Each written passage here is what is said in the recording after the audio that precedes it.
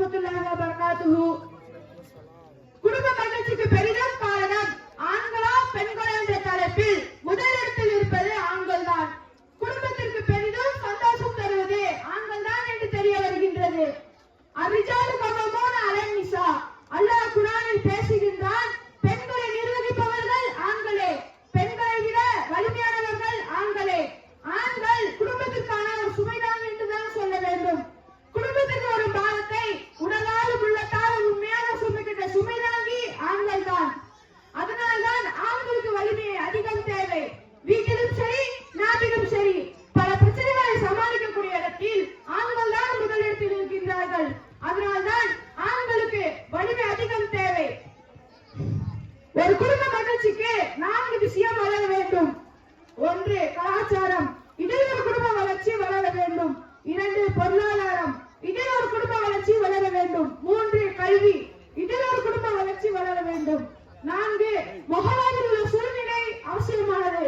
ஒரு குடும்ப மகிழ்ச்சிக்கு இந்த 4 விஷயம் வளர வேண்டும். கலாச்சாரம் என்பது மார்க்கத்தின் விஷயங்களை செய்வதும், ஏன் செய்யவில்லை என்று கேட்பதும், ஏன் கழுவவில்லை என்று கேட்பதும், ஏன் புர்காவில்லை என்று கேட்பதும் ஆண்கள் தான். புர்காவை வாங்கி தருவதும், நோசிஸ் கைகிளாஸ் வாங்கி தருவதும் ஆண்கள் தான். எனவே கலாச்சாரத்தின் மூலம் வளர்ச்சிக்கு கொண்டு செல்வது ஆண்கள் தான் என்று தெரிகிறது. ஒரு குடும்ப வளர்ச்சிக்கு பொருளாதாரம் முக்கியம். அல்லாஹ் குர்ஆனில் பேசுகின்றான், ஆண்களுக்கு 2 பங்கு, பெண்களுக்கு 1 பங்கு சொத்து பிரித்தல். பெண்களிடத்தில்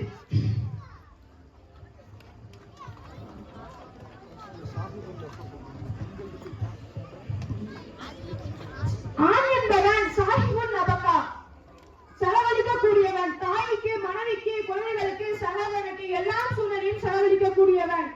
எனவே ஆண்களுக்கு 2 பங்கு, பெண்களுக்கு 1 பங்கு. பெண்ணிடத்தில் பணம் சென்றால் அது அவனிடத்தில் மட்டும்தான் இருக்கும், பிறருக்கு செல்லாது. சீரைக்கடையில் ஒதுக்கி வைப்பது, சமையலில் டப்பாவில் ஒதுக்கி வைப்பது, இது போன்ற பல இடத்தில் பதிக்கின்றார்கள். ஆனால் செலவழிக்க மாட்டார்கள். ஒரு குடும்ப மகிழ்ச்சிக்கு எல்லா வகையிலும் காரணம் ஆண்கள் தான். எனவே ஆண்கள் தான் தீர்ப்பரும் என்று உறுதியாக கூறுகின்றேன். வாஹிதான அல்ஹம்துலில்லாஹி ரப்பில் ஆலமீன். அஸ்ஸலாமு அலைக்கும் வரஹ்மத்துல்லாஹி வபரகாத்துஹு.